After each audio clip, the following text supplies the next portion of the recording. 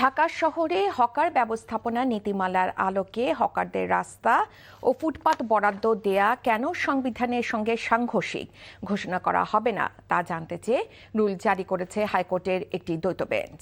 জনস্বার্থে দায়ের করা রিটে প্রাথমিক শুনানি শেষে আজ বিচারপতি ভীষ্মদেব চক্রবর্তী ও বিচারপতি আব্দুর রহমানের দ্বৈত বেঞ্চ এ আদেশ দেন। 4 সপ্তাহের মধ্যে বিবাদীদের রুলের জবাব দিতে বলা হচ্ছে। রিট আবেদনটি দায়ের করেন আইনজীবী মোহাম্মদ সহিবুজ্জামান। আদালতে রিট আবেদনের পক্ষে শুনানি করেন আইনজীবী মোহাম্মদ রকুনুজ্জামান।